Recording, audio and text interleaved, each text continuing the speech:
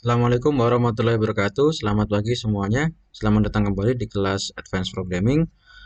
Oke, kita lanjutkan bahasan kita tentang Behavioral Design Pattern. Kali ini kita akan lanjutkan ke Observer Pattern. Oke, jika teman-teman sudah menonton video yang Introduction to Design Pattern, saya rasa sudah pernah saya mention, namanya saja Observer ya. Ya, ada sesuatu objek yang observe objek lain. Atau nanti kita akan ketemu subjek dan observer, gitu ya. Oke, jadi ini contoh case-nya adalah di weather monitoring ya. Ada sebuah weather station, kemudian di sini dia menggunakan beberapa sensor ya. Ada humidity sensor, kemudian ada temperature sensor, kemudian ada pressure sensor. Nah, setelah itu dia oke, dia di sini punya data-data sensor tadi ya. Nah, di sini ada weather data object ya, ini datanya ya, meliputi humidity, kemudian sensor, kemudian temperatur, kemudian pressure. Nah, dan nanti data ini akan di-display di dalam sebuah display device. Ya, bisa LCD screen, bisa TV, bisa web, ya, dan seterusnya. Oke. Ya, ini contoh case-nya. Nah, initial design, kalau kita punya ini ya, punya desain, punya kasus seperti tadi. Oke, jadi ini tadi ada weather data object yang isinya data-data sensor ini, dia ngambil dari weather station ya. Dia ngambil dari weather station, kemudian weather data object ini nanti akan di-display di dalam suatu display device ya. Oke, ini initial desainnya. Oke, ini ada class weather data. Oke. Nah, jadi kalau misalnya ada perubahan measurement, ada perubahan nilai sensor, apapun sensornya, mau humidity, mau pressure, oke, mau temperatur. Nah, oke ya, di antara ketiga sensor ini itu nanti dia akan ngambil data baru, ambil data yang paling update, kemudian akan di-pass ke display gitu ya. Jadi kalau misalnya ada sebuah perubahan perubahan nilai measurement sensor tadi, dia akan grab the most recent measurement ya, langsung diambil datanya, kemudian dengan calling with register getter ya. Kemudian nanti dia akan upload ke display.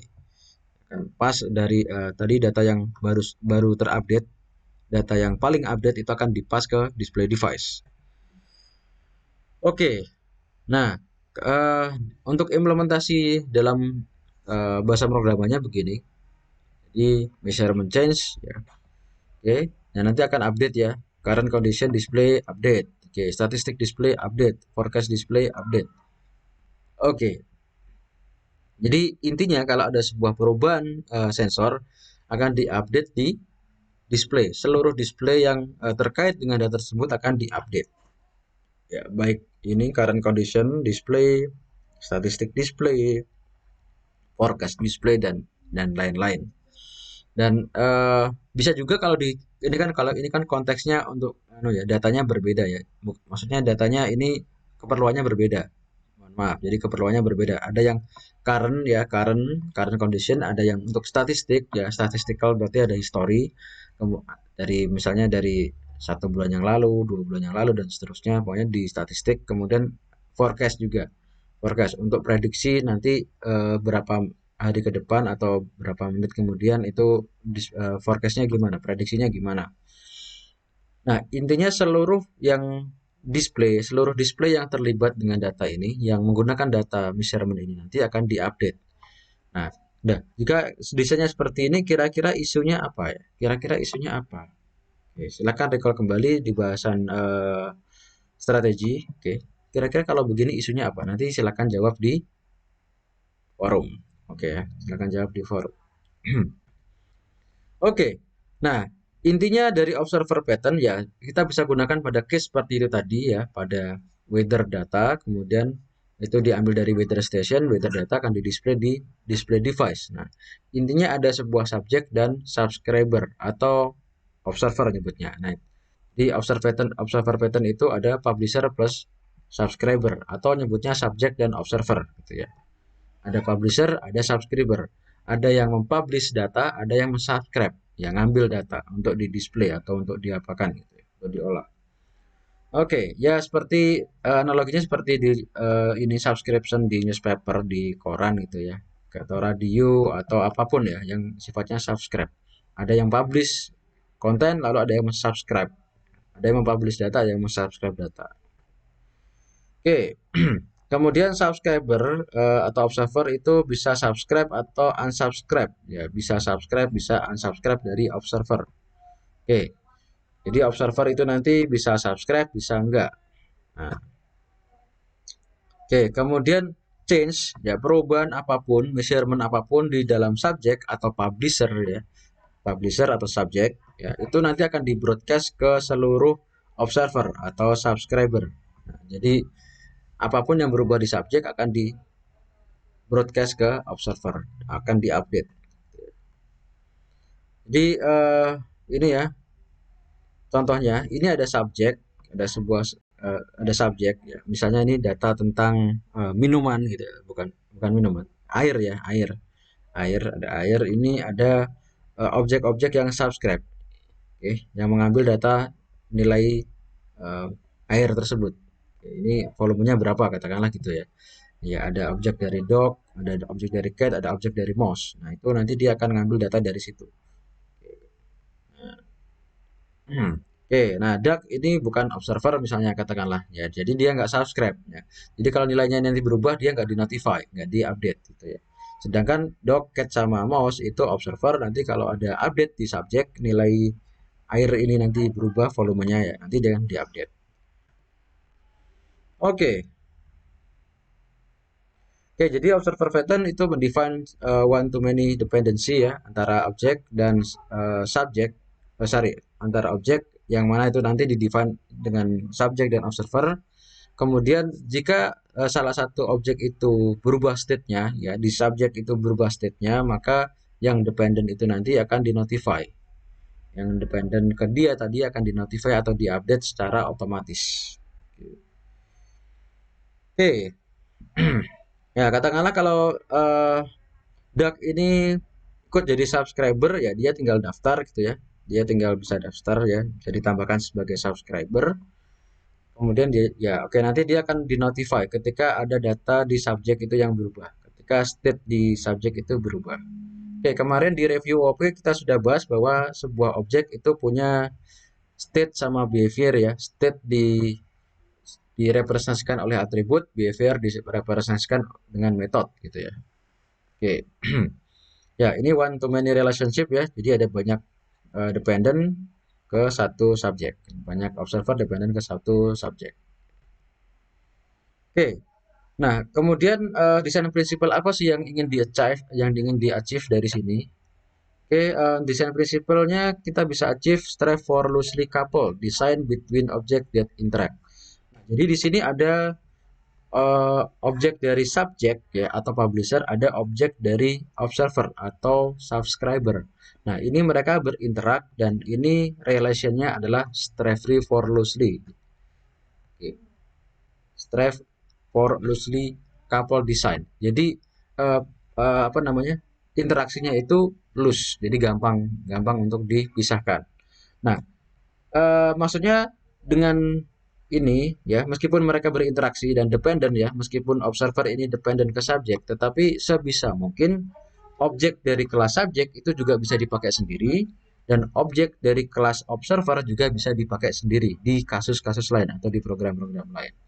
Jadi di sini strive-nya itu loose gitu ya. Jadi nanti meskipun nanti sudah dipisahkan tetap bisa dipakai masing-masing dari objek kelas subjek maupun objek dari kelas observer. Oke. Nah, yeah, allows us to build a flexible OO system that can handle change because loosely coupled design, okay, minimize the dependency between object, ya, minimalis, dependensinya minimalis dan couplingnya ya penggabungannya ya interaksinya itu tadi loosely. Ya. Jadi kalau misalnya dipisah dipakai masing-masing itu bisa. Oke.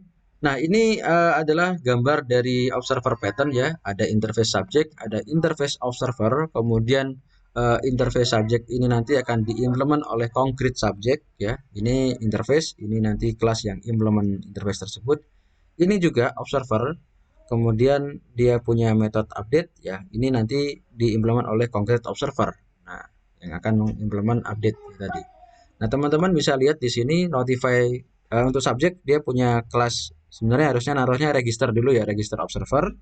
Remove observer ini untuk menambahkan observer, ini untuk menghapuskan observer, di sini untuk notify ketika ada update. Nah, untuk di observer ini ada method update ya. Ya, nanti kalau ada perubahan di subjek akan di notify. Nah, eh, ini abstract method ya. Ini harus diimplement oleh konkret kelas masing-masing. Oke. Nah, jadi untuk apa namanya? Untuk observer ini ya apapun kelasnya. Ya bisa konkret observer 1, observer 2, observer 3 dan seterusnya selama dia implement interface observer. Nah, dan mereka nanti semua implement method update. Ya kayak tadi ya. Jadi displaynya bisa ada current condition display, ada statistic display, ada forecast display. Oke, jadi banyak kan? Ya kelasnya beda-beda banyak dan itu implement interface yang sama. Nanti mereka semua bisa ditambahkan ke subjek ya, ke punya subjek. Jadi subjek punya banyak observer. Oke. Oke, ini implementasi contoh implementasi sederhananya ya. Ini berbeda dengan kasus sebelumnya. Kalau ini kasusnya adalah job poster sama job searcher. Job searcher. Jadi pencari kerja dan pemposting kerja. Jadi ada ini interface-nya dijadikan satu ini ya satu file nggak apa-apa nggak masalah. Oke. Ada interface subject, ada interface observer. Oke. Kemudian subjek punya apa namanya metode notify register observer, remove observer sama notify observer. Oke. Kemudian interface observer cuma ada satu metode yaitu update. Nah, oke. Nah, ini job poster ini dia perannya sebagai subjek. Nah, sedangkan job searcher perannya sebagai observer. Oke. Oke, untuk subjek masing-masing metode ini di apa namanya diimplement ya. Jadi register observer, remove observer, notify observer. Ya, namanya register dan remove pasti ini ada pasti dia punya sebuah struktur data ya untuk menampung observer. Nah, di sini kita pakai release ya. Apakah harus release? Nggak harus ya. Boleh link list, ya boleh apa aja. Nah, jadi di sini ada release, isinya adalah list of observer dari subjek tersebut. Nah, ya, list observer dari subjek tersebut, dari si job poster. Jadi ini kasusnya ya kita sederhanakan ada satu job poster yang disubscribe oleh banyak job searcher. Jadi banyak pencari kerja yang subscribe ke suatu job poster, misalnya gitu. Ya katakanlah misalnya kalau teman-teman yang pernah nyari kerja atau nyari freelancean ya bisa misalnya kayak di Jobstreet gitu ya. Ya ada jasa satu Jobstreet itu kan yang ngepost ya. Nah, yang subscribe itu banyak pengguna. Nah, misalnya seperti itu. Oke. Nah, oke. Sehingga nanti ya ditambahkan ya.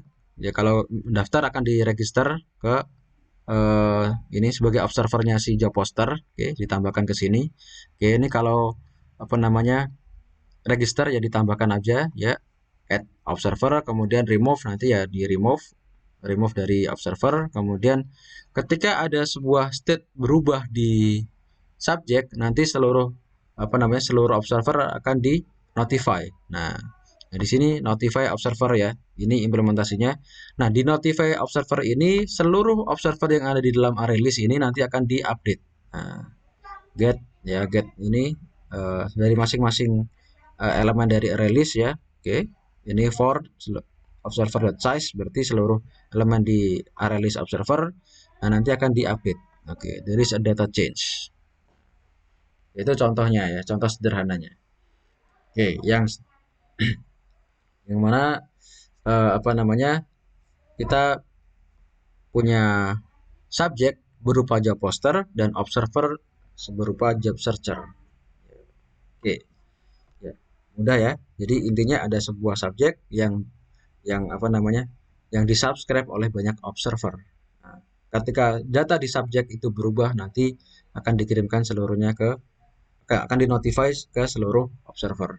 Nah, dengan cara tadi diupdate seluruh observer yang ada di dalam list itu diupdate. Jadi ada data change. Ya, kalau di contoh kasus di job street itu misalnya ya, kalau ada sebuah lowongan yang sesuai dengan minat Anda, nanti akan di apa namanya dikirimkan notify. Lalu ada lowongan menarik sesuai bidang kamu gitu dan seterusnya.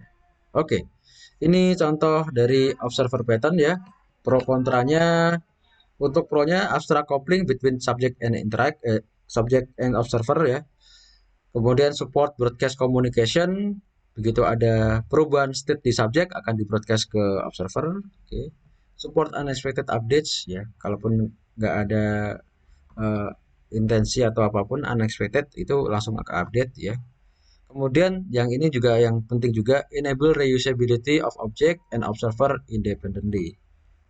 Enable reusability of subject and observer independently. Jadi kelas dari subjek maupun observer itu kita bisa reuse secara independen di program lain.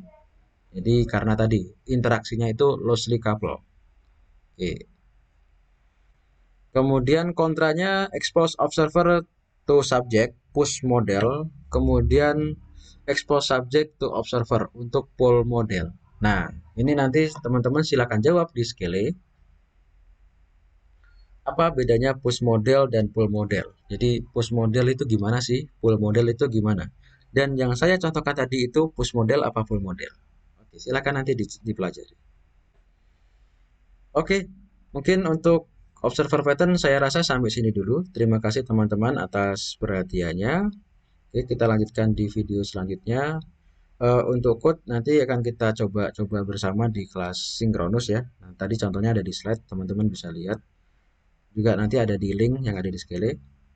Terima kasih atas perhatiannya. Selamat pagi. Assalamualaikum warahmatullahi wabarakatuh.